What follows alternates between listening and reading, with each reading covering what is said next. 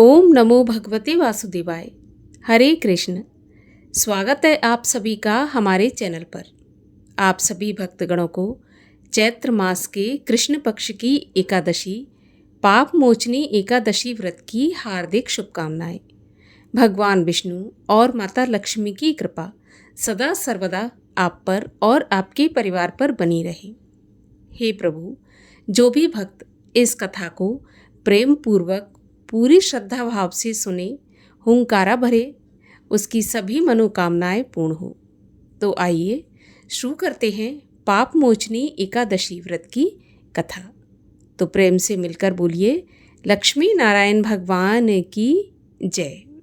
एक समय धर्मराज युधिष्ठिर बोले, हे भगवान, मैंने फाल्गुन मास की शुक्ल पक्ष की एकादशी का महात्म्य सुना। अब आप चैत्र मास की कृष्ण पक्ष की एकादशी के विषय में बताइए। इस एकादशी का नाम क्या है?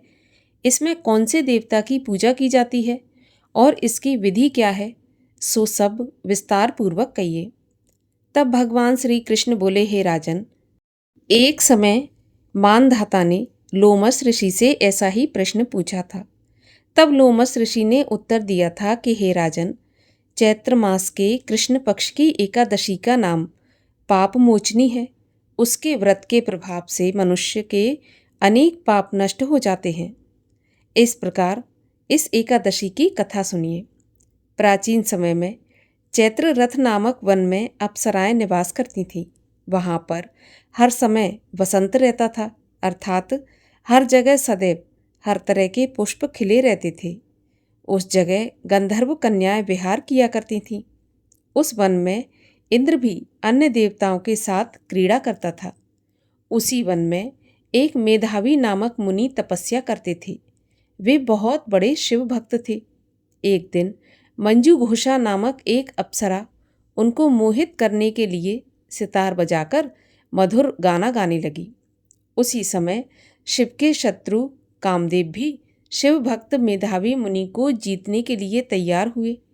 कामदेव ने सुंदर अप्सरा के भ्रू का धनुष बनाया और कटाक्ष को उसकी प्रत्यंचा बनाई।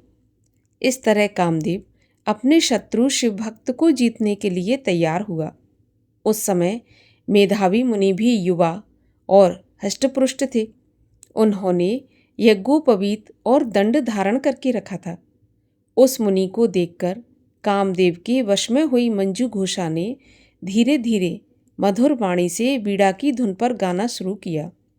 मेधावी मुनि भी मंजू घोषा के मधुर गान पर तथा उसके सौंदर्य पर मोहित हो गए।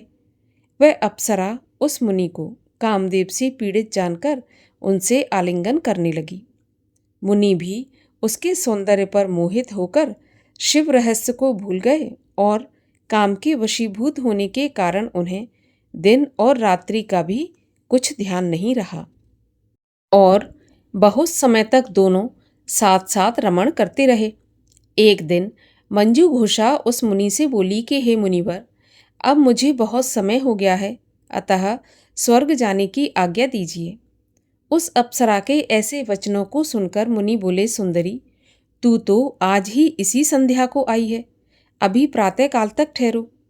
मुनि के ऐसे वचनों को सुनकर अप्सरा बोली, मुनिवर, आपकी रात्रि तो बहुत लंबी है। अब आप सोचिए कि मुझे आपके पास आए कितना समय हो गया।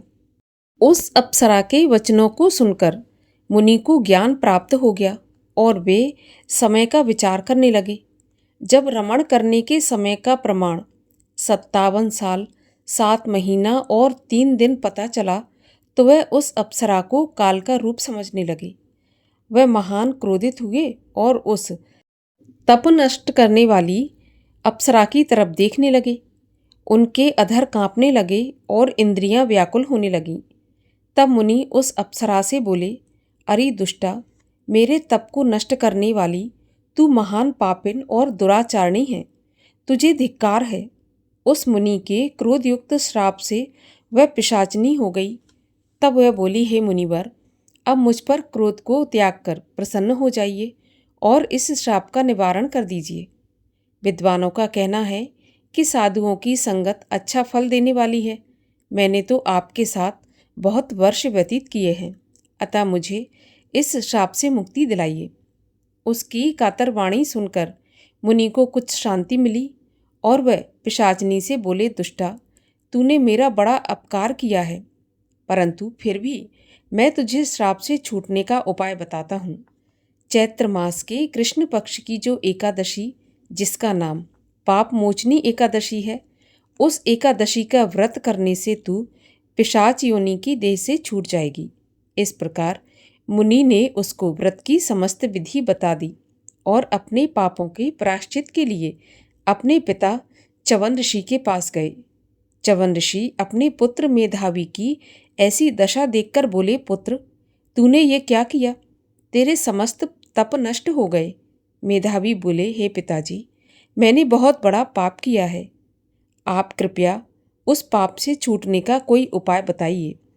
च्यवन ऋषि बोले, हे पुत्र, तुम चैत्र मास के कृष्ण पक्ष की पाप मोचनी नाम की एकादशी का विधि तथा भक्तिपूर्वक व्रत करो।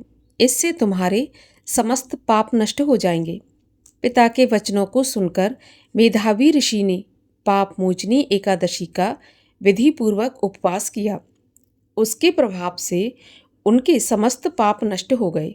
मंजू घोषा अप्सरा भी पाप मोचनी एकादशी का व्रत करने से पिशाचनी की देह से छूट गई और सुंदर रूप धारण करके स्वर्गलोक को चली गई। लोमश जी बोले, हे राजन, इस पाप मोचनी एकादशी के प्रभाव से मनुष्य के सभी पाप नष्ट हो जाते हैं। ये कथा सुनाते हुए भगवान श्री कृष्ण युधिष्ठिर से कहते हैं, हे युधिष्ठिर, पाप मोचनी एकादशी का व्रत सभी प्राणियों को करना चाहिए और जाने अनजाने हुए पापों से भी मुक्ति पाना चाहिए। बोलिए पाप मोचनी एकादशी की जय। और आइए अब करते हैं भगवान विष्णु की आरती। ओम जय जगदीश हरे, स्वामी जय जगदीश हरे। भक्त जनों के संकट क्षण में दूर करे। ओम जय जगदीश हरे। जो ध्यावे फल पावे, दुख बिन से मन का। सुख संपत्ति घर आवे, कष्ट मिटे तन का। ओम जय जगदीश हरे। मातु पिता तुम मेरे, शरण गहूँ किसकी। तुम बिन और न दूजा, आस करूं जिसकी। ओम जय जगदीश हरे। तुम पूरन परमात्मा, तुम अंतर्यामी। स्वामी तुम अंतर्यामी। पार ब्रह्म परमेश्वर, तुम सबके स्वामी। ओम जय जगदीश हरे। तुम करुणा के सागर, तुम पालन करता। प्रभु तुम पालन करता। मैं सेवक तुम स्वामी, कृपा करो भरता। ओम जय जगदीश हरे। तुम हो एक अगोचर, सबके प्राणपति। स्वामी सबके प्राणपति। किस विध मिलूं दयामय, तुमको मैं कुमति। ओम जय जगदीश हरे। दीन बंधु दुख हरता, तुम रक्षक मेरे। स्वामी तुम ठाकुर मेरे। अपने हाथ उठाओ, शरण पड़ा तेरे। ओम जय जगदीश हरे। विषय विकार मिटाओ, पाप हरो देवा। श्रद्धा भक्ति बढ़ाओ, संतन की सेवा। ओम जय जगदीश हरे। श्री जगदीश जी की आरती जो कोई जन गावे, कहत शिवानंद स्वामी मन वांछित फल पावे। ओम जय जगदीश हरे। बोलिए विष्णु भगवान की जय। एकादशी माता की जय।